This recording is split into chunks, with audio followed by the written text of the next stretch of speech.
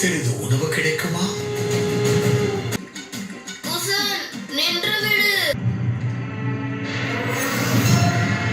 அயோத்தியின் அன்னபூரணி காட்டில் தெரிந்து கொண்டிருக்கிறார். ஆனால் இந்த யாகத்தில் விருந்தா? என்ன ஒரு துர்பாக்கியம்! சீதையை கைவிட்ட பிறகும் ராமனை பாடிக்கொண்டிருக்கிறார். சீதையை பிரிந்த பிறகும் ராமன் மகானாகிவிட்டார். அசுவமேத யாகத்தின் அக்னி எனக்கு இந்த உணவு புனிதமற்றது, விஷம். அதோடு அடிபட்ட காயத்தில் உப்பை குத்துவது போல் இருக்கிறது. நில்லுங்கள் சிறுவர்களே, உங்களுக்கு ஒரு பரிசை கொண்டு வந்திருக்கிறோம். தயிர், வெண்ணெய் மற்றும் லட்டு. இருக்கட்டும், இதற்கு எந்த அவசியமும் இல்லை. வயிறு நிறைய சாப்பிட்டு விட்டோம். தாருங்கள் தாருங்கள். நீ நன்கு அறிவாய் ராமன் சீதைக்கு என்ன அநியாயம் செய்தான் என்று.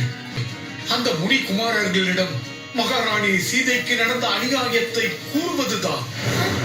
உலகிற்கு தீங்கு ஏற்படுவது தீயவர்களின் கலவரத்தால் அல்ல.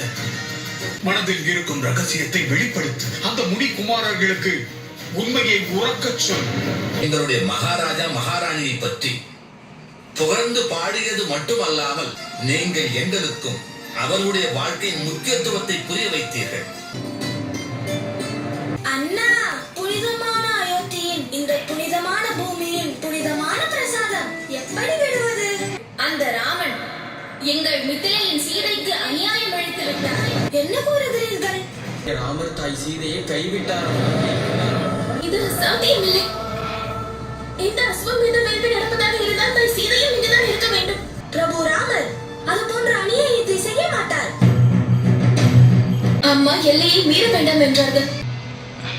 அது பிரபு ராமரின் அழைப்போல் உள்ளது.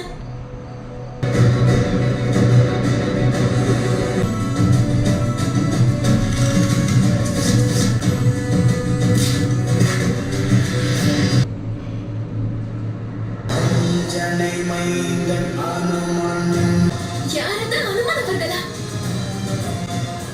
அனுமனவர்களே, எங்களுடைய வணக்கங்களை ஏற்றுக்கொள்ளுங்கள். ஒரு ராம பக்தர் இன்னொரு ராம பக்தரை பிடித்து விட்டார். இவரும் நம்மை திருடன் என்று எண்ணி விடுவார்.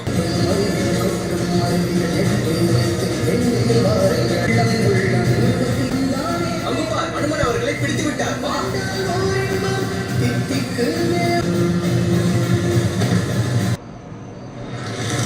இப்படி மிகப்பெரிய உருவத்தை காட்டி எங்களை பயமுறுத்த விரும்புகிறீர்களா? உங்களுடைய எண்ணம் நிறைவேறியதாக எண்ணிவிடாதீர்கள். நான் முன்பே நீங்கள் வருவதை பார்த்து விட்டேன். நானும் உங்கள் அருகே வர வேண்டும் அனுமன் அவர்களே. நாங்கள் பிரபு ராமர் தாய் சீதையை தரிசிக்க விரும்புகிறோம். ஆனால் நாங்கள் இந்த சுவரை தீய எண்ணத்தோடு தாண்டவில்லை. யாருடைய வாயில் பிரபு ராமர் மற்றும் தாய் சீதையின் பெயர் வருகிறதோ அவர்களை தோல்வியால் தொடக்கூட இயலாது. அது மட்டுமல்ல, எனக்கு முழு நம்பிக்கை இருக்கிறது. சீதாராமனின் புகழை பாடும் முனிகுமாரர்கள் அவரோடு யுத்தம் செய்ய வந்திருக்க மாட்டார்கள். உங்கள் உருவத்தை இவ்வளவு பெரிதாக்கினீர்கள். இவரால் அயோத்தியை பாதுகாக்கும் பொறுப்பை ஏற்க முடியும். எல்லா பக்கமும் கண்காணிக்க இயலும். எதுவாக இருந்தாலும் கூறுங்கள், நான் தீர்த்து வைக்கிறேன். பக்தி அனுமன் அவர்களே, தாய் சீதா மற்றும் பிரபு ராமரை தரிசிக்க இங்கு வந்தோம். ராஜா ராமர் அவர்கள் தனது மனைவிக்கு அநியாயம் செய்தாரா? அம்மா சீதையையும் சந்தித்து நிரூபிக்க வந்தோம். உங்கள் இருவரையும் பிரபு ராமரை பார்ப்பதற்காக நான் அரசவைக்கு அழைத்துச் செல்கிறேன். புத்தியோடு பலமும் தைரியமும் உங்களிடம் இருக்கிறது. நாங்கள் தான் உங்கள் நண்பர்கள், எங்கள் அம்புகள் அல்ல. வனதேவி, என்ன குருநாதா? இதை குடியுங்கள், உங்கள் மனதை அமைதிப்படுத்தும். மிக்க நன்றி குருமாதா. ஓய்வெடுத்துக் கொள்ளுங்கள். லவனும் குசனும் அவர்களுடைய தெய்வத்தை பார்க்கட்டும். அவர்களுடைய பக்திக்கு எந்த குறையும் ஏற்படக்கூடாது.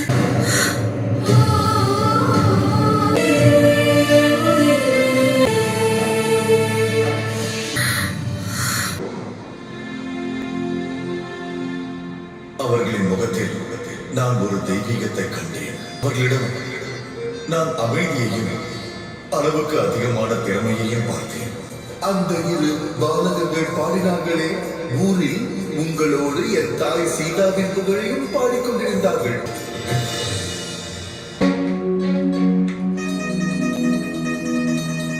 நன்றாக இருக்கிறது. முன்பெல்லாம் வில்லோட உட்கார்ந்து இருப்பீர்கள், இப்பொழுதெல்லாம் வீணையோட உட்கார்ந்து இருக்கிறீர்கள். துடைத்துக் கொண்டே இருந்தால் வீணை உடைந்துவிடும். வீணை என்ன, முகத்தையும் அப்படிதான் மின்ன வைப்பேன். தேய்த்து தேய்த்து சிறியதாகிவிடும். அவர்கள் மகாராணி சீதை. அம்மா என்று அழைக்கும் போது கோபப்பட்டு விட்டார். முட்டாள் பாலகன், அந்த ராமனின் தர்ம பத்தினி சீதையடா, சீதா. அழகான, எளிமையான மற்றும் அன்பு நிறைந்தவர்கள். அனைவரும் அவர்களை அம்மா என்றுதான் அழைத்துக் கொண்டிருப்பார்கள். அம்மா சீதை இங்கு இல்லை என்று லவன் குசனுக்கு தெரிந்து விட்டால் என்ன நடக்கும்? நான் அவர்களிடம் உண்மையை கூறி